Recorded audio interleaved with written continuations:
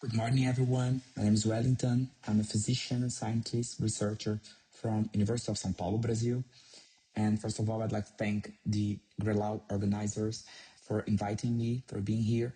And I'm going to talk a little bit about the ALL landscape in Latin America, the barriers, challenges, and the future of this disease in our setting. Those are my disclosures. First of all, this slide is showing the landscape of LL treatment in 2026. So we all know all the remarkable progress that has been seen, especially in US and Europe, where high remission rates are achieved with chemotherapy, and we have incorporated blinatumomab and other monoclonal antibodies to these patients, and also, especially in the United States, enhanced genomic classifications and also NGS-based MRD has become widely available to these patients.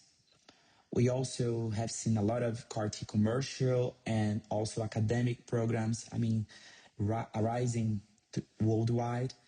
And also most patients, especially in Europe, are treated under cooperative trials. We all know that all this progress have, shaped how much remarkable, how much, achievements we have seen in terms of ALL in the world. Our survival is increasing progressively. At the same time, we have to wonder how much of these advancements are being, achieved, are being available to the rest of the world.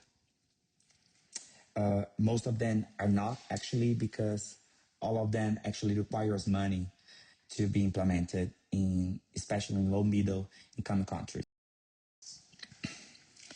Over the last decades, we have seen a lot of single center reports actually summarizing and reporting outcomes, especially for small cohorts from Brazil, Mexico, Argentina, and Chile, actually reporting lower overall survival rates for adult ALL in these countries.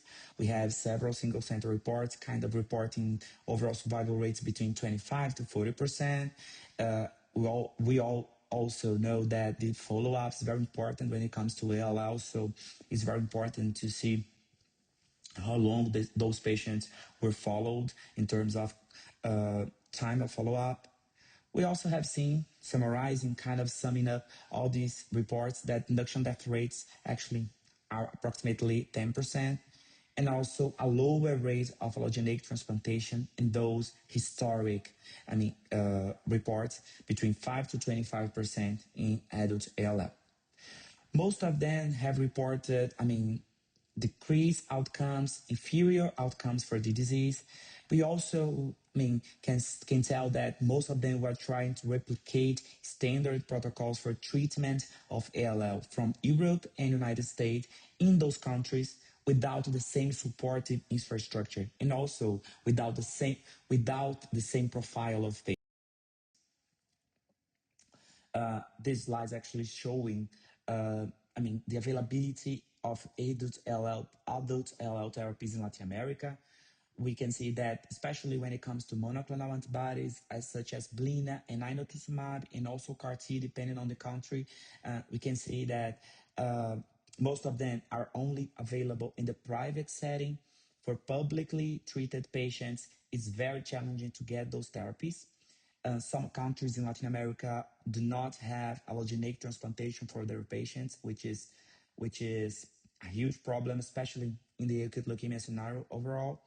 And also the availability of TKIs in most countries, especially second and third line generation TKIs, is also a problem. We're dealing with a disease which, approximately, we barely can have clinical trials, especially phase 3 clinical trials on Ph positive ALL, which is challenging, and also challenges the incorporation of those drugs in the regulatory agencies of each country. When we're speaking about Brazil, we also deal with these two systems, the private system, the public system, and the availability of blinatumomab, inotuzumab is, practically confined to the private setting. Recently in Brazil, we had the approval of blinatumomab for MRD positive in the context of public scenario, but we still have not incorporated the drug yet. even though it was actually approved by the national board. Also, dasatinib and ponatinib, in terms of label, are not available even as a second or third line generation therapies for pH positive ALL in the public system due to the lack of evidence in this disease, which is a problem also because we probably won't have enough evidence to recommend those therapies, even though those are therapies that should be provided to our patients.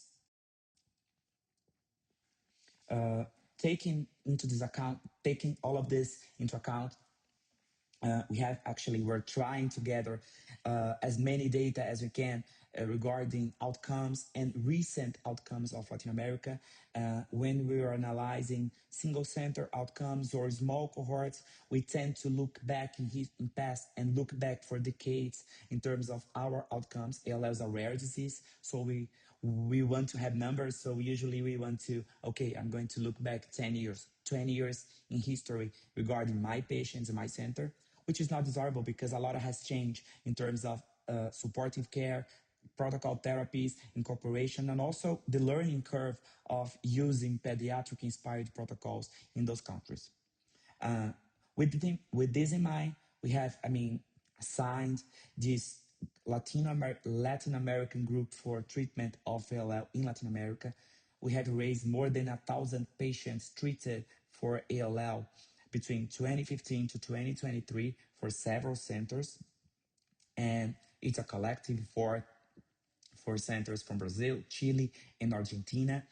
And most patients, fortunately, were treated with pediatric-inspired protocols, especially those pH negative patients, as expected.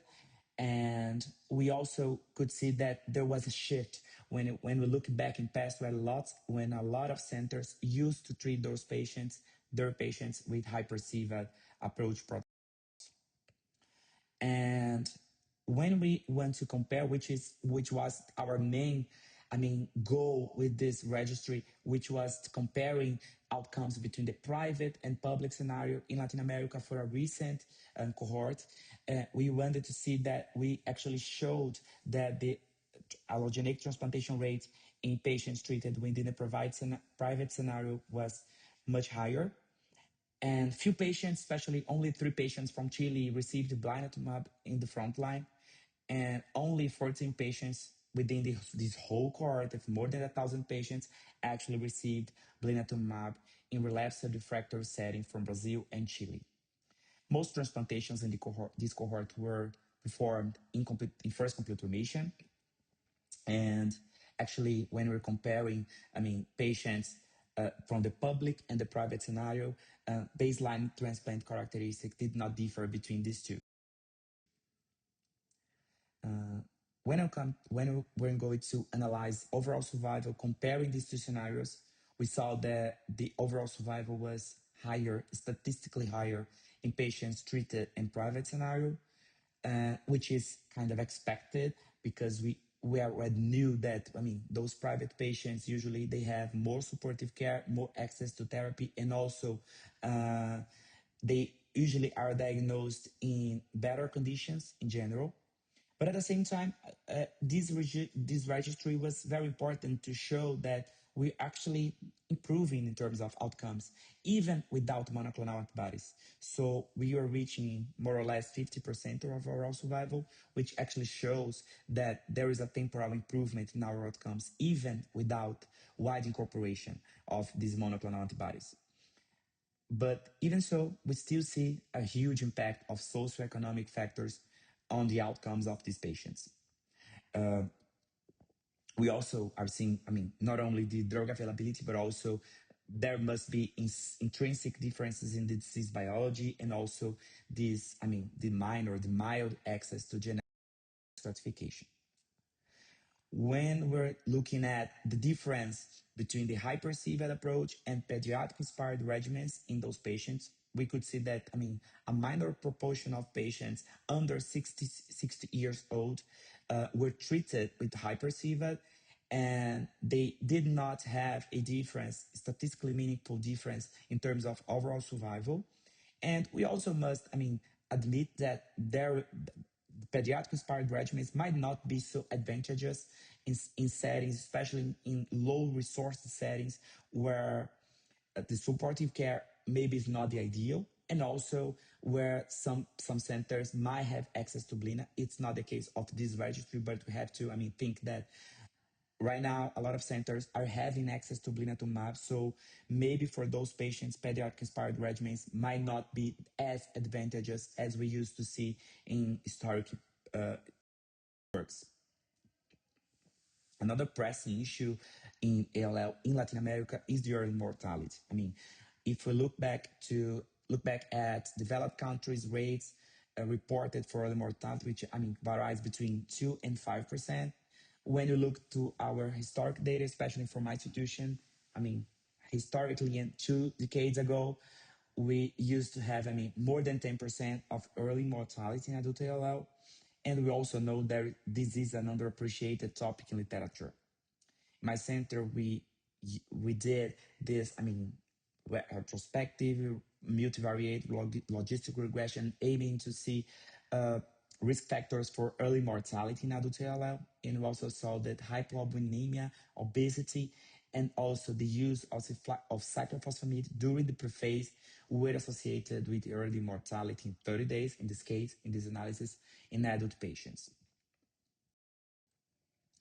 To understand why outcomes remain poor in many settings, we must look beyond the disease itself and also identify the key aggravating factors that contribute to treatment failure and also to early mortality. So, in general, especially historically speaking, we used to face a lack of registration of these patients and lack of follow-up. So there is an overload of work of treating physicians and also a lack of awareness in terms of education, interest in research, and interest in gathering this data. And also, there is a huge, especially in Brazil, especially in countries where the public system is not so well armed, equipped to deal with this stuff. We also see a lack of patient family support. So there's a lack of money for transportation, sometimes food, housing. This increased inpatient mortality can be related to the lack of an oncology ward. Also, some centers might struggle having access to ICUs and also having struggle lacking trained nursing and also physician availability during night shifts. Also, some centers and some countries may face drug shortages and they are not in general reimbursed for new agents. And some countries, as I said before, might not have access to transplantation. And also we might have been dealing with a different biology disease, as I'm going to comment further. We actually don't have a comprehensive genomic data for Latin America, but we also must recognize that a huge part of our population has this indigenous ancestry, which might be connected to, high risk disease in a subset of patients at least. Before discussing possible solutions, we can look to this powerful example from Recife. Recife is a city in the coast of Brazil, in northeast of Brazil, and they had this amazing experience implemented and published decades ago, which is an implementation science project actually, and which was a standardization of a low intensity protocol, actually really adapted, really tailored to the reality of those children at the time in Recife with ALL, and were able to actually get money to fund for minor, simple things such as food, such as transportation, also a social work support for these kids and their parents. They standardized the protocol based on St. Jude's inspired protocols, but also actually diminishing the intensity and really, adapting this intensity to these children.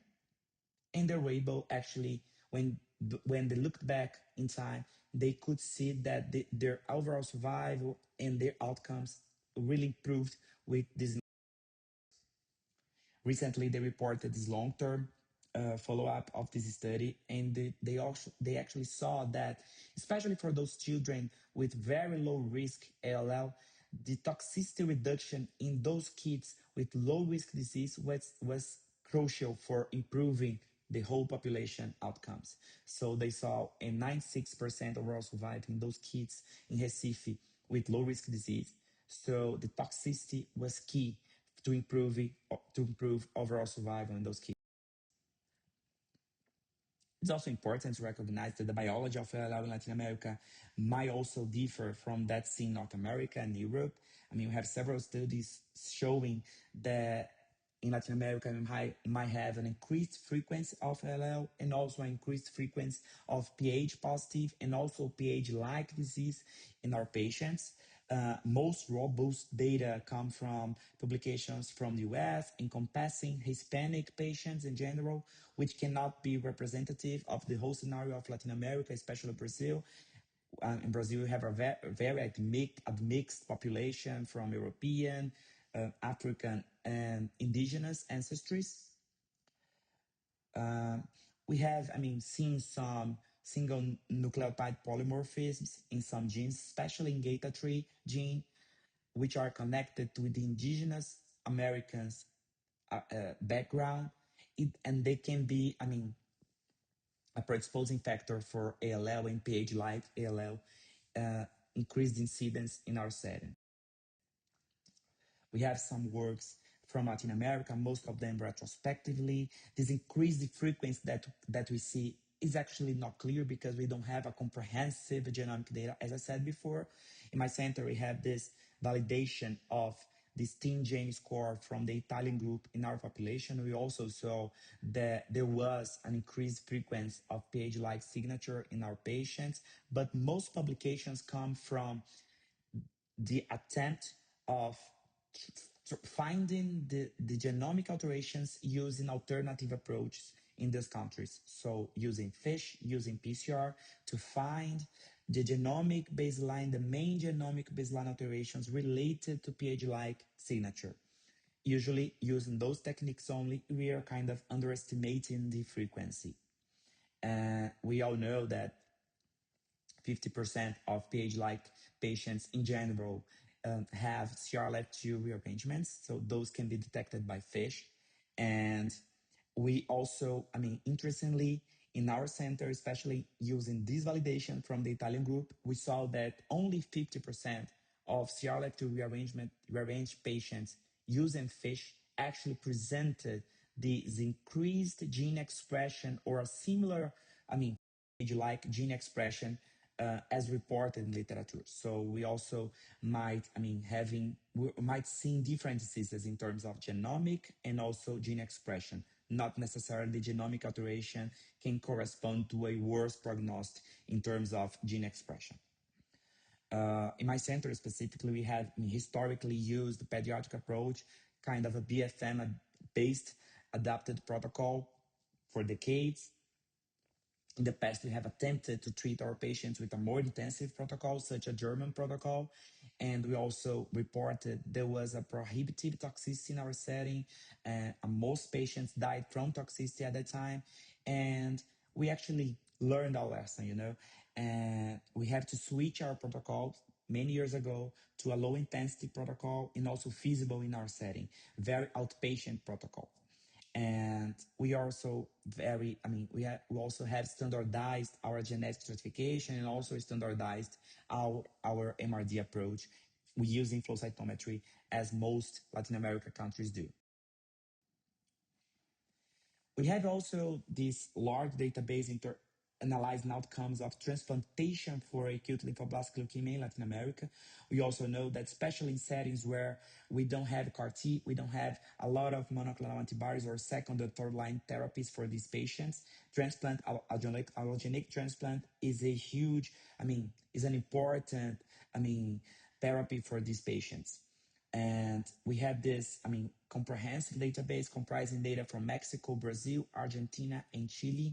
And also we have analyzed outcomes of 748 patients transplanted for ALL in Latin America. And most patients, were compatible with the general characteristics of the disease. So most of them were B-cell disease. 30% of those patients were Philadelphia positive, pH positive disease. And most patients transplanted in first complete remission, this cohort, 57%. And we have a small contingent of patients that actually transplanted with the disease, with active disease, which comprised 5% of this cohort. This subset of patients, we all know that those patients, do poor in terms of complete remission, in terms of survival after transplantation. This is not recommended anymore. So we kind of excluded them of this survival analysis. And using also this registry, we could see that haploidentical actually has become the main donor source and main graft source to our patients. Haploidentical has become a very powerful tool to transplant these patients, and actually it has surpassed the matched sibling donor as a main donor source for transplantation in ALL. The overall survival in 4 years for these more than 700 patients was 47%, and which is compatible with the literature, with this, CIBMTR and also EBMT cohorts for ALL. And also we could see that there was no really a difference in terms of overall survival when you compare the countries. It's kind of tempting, looking at how different were the outcomes between those four countries, sorry. Again, and actually mirroring outcomes from Europe and United States, we also saw that the outcomes among different donor sources matched haplo, mismatched unrelated donor, and also matched unrelated donor in a small cohort of patients using cord blood. Actually, their outcomes did not differ statistically significant, which means that, in general, in terms of overall survival, any donor source is okay, is feasible.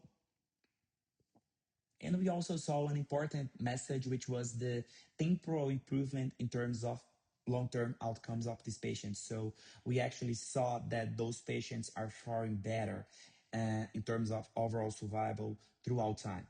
We are seeing a different cohort of patients, probably more well treated, and also possibly part of those patients were exposed to better therapies, and also they were probably better selected in terms of eligibility and also disease control before transplantation.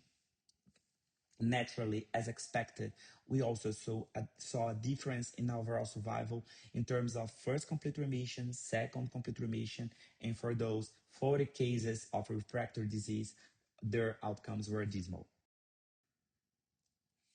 We saw a significant effect of TBI on our relapse incidence and also naturally in overall survival, with no effect on non-relapse mortality, on toxicity of these patients, which is meaningful. A lot of centers in Latin America may not have access to TBI to use as part of the conditioning regimen.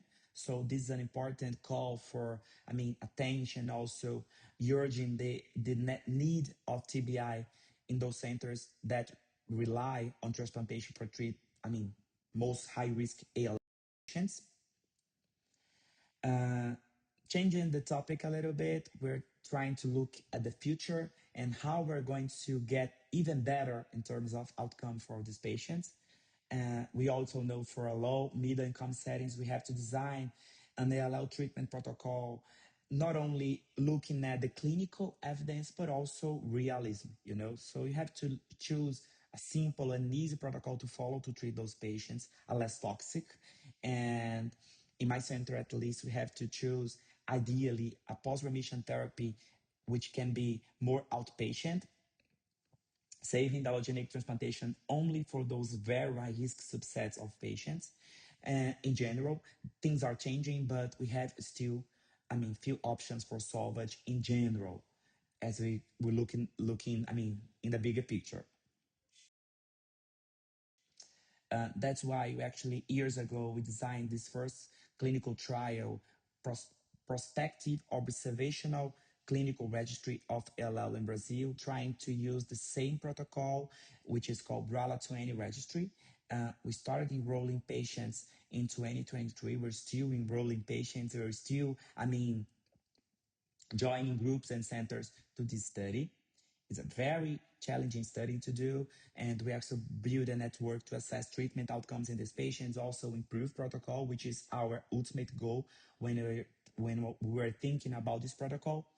But also we're trying to, adapt this protocol to reduce toxicity, build the prospective registry, and also we are centralizing the samples for diagnostic.